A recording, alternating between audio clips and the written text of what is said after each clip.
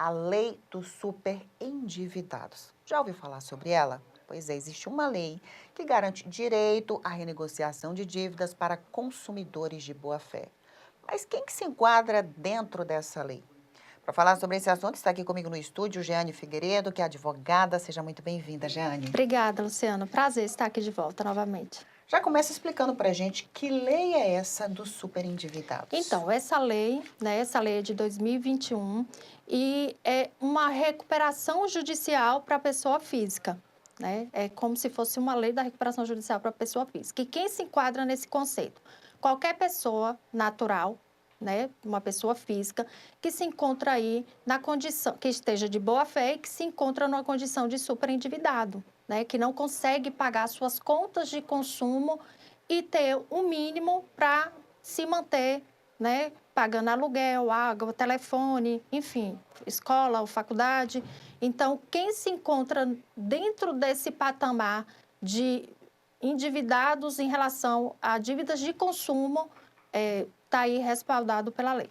Jane, explica pra gente. Então, esse superendividado pode ser qualquer pessoa que tenha um CPF, mas como é que eu se enquadro? Como é que eu provo que eu estou superendividada? Então, a prova concreta para poder caracterizar o superendividado são vias documentais, né? É seu contra-cheque, que é onde vai estar ali sua receita, o seu recebimento, o seu salário mensal e contrapartida aos seus débitos, né? O seu contra-cheque ali em relação aos empréstimos consignados, ou então empréstimo pessoal, uma dívida de uma faculdade, de uma escola, conta de água, de luz, de telefone. Então, a gente consegue comprovar ali que o que você recebe mensalmente não supre o pagamento ali de todas as suas despesas. E aí, a gente consegue se enquadrar.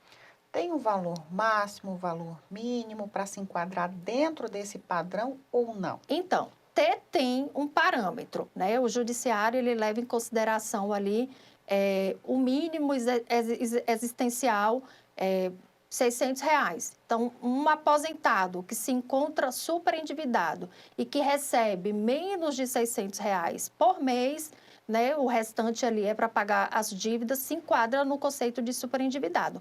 Mas a lei é muito mais ampla, então mesmo que você receba R$ 10.000 por mês, mas as suas dívidas ultrapassam 15 mil mensal, então você também se enquadra no conceito de superendividado. Então, por isso que a gente tem que analisar caso a caso e o que caracteriza mesmo é a falta de renda para você se manter, né, durante o mês. Não poder pagar uma água, uma luz, um telefone, né? Não ter dinheiro para comprar um remédio. Então, cada caso é estudado e caracterizado de uma forma, porque vai depender da sua renda mensal também. Como é que essa lei beneficia cada pessoa? Como é que esse valor ele vai ser renegociado? Como é que ele vai ser pago? Como é que fica essa questão dos juros? Então, quando você está super endividado, quer se valer da lei, tem um procedimento especificado na própria lei, que é uma repactuação de dívidas. Então, você, né, procura uma assistência jurídica, judicializa, e no momento ali da audiência de conciliação, o autor, acompanhado do seu advogado, leva uma proposta de renegociação dessas dívidas. E essas dívidas, elas podem ser renegociadas em até 5 anos. Então, a gente faz aquele aglomerado de dívidas, coloca na balança o que deve e o quanto recebe por mês e a gente tenta estruturar para o cliente, né, para o consumidor ter um mínimo aí, uma sobra para sobreviver, né, caso precise de uma intercorrência ou outra. Então, precisa ter uma margem aí de fôlego para poder favorecer aí esse consumidor que está super endividado. Então, a gente consegue fazer essa repactuação de dívida nos trâmites da lei. Jane, no seu dia a dia, é muito grande essa diferença de valores do que a pessoa deve para o que ela vai pagar por mês? Faz mesmo essa diferença salarial? Faz. Por quê? Porque primeiro que a gente pode tentar baixar os juros e quando você entra com a ação pedindo repactuação de dívida, para de correr correção até juros, então essas cobranças acessórias param e a gente pode parcelar em até 5 anos. A lei dá esse respaldo de parcelamento, então, em 5 anos, dentro das condições financeiras de cada cliente. Então, ele paga conforme ele pode pagar e, mesmo assim, mantendo, né, o mínimo para se manter com dignidade.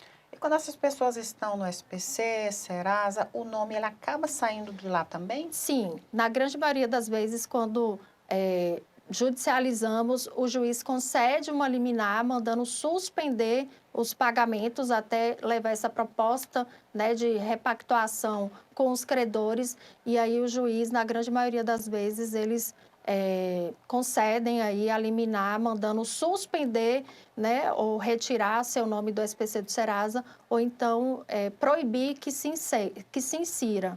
O que as pessoas precisam ficar atentas na hora de solicitar esse benefício?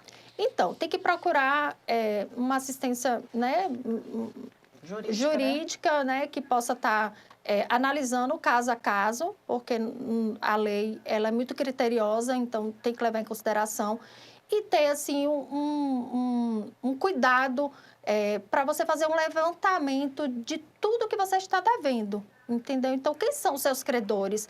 Você tem um empréstimo consignado? Você já pagou quantas parcelas? Faltam pagar contas? Quantas parcelas ainda para quitar? Então, tem que ter essa organização. Quais são suas despesas fixas? Quais são as suas despesas sazonais?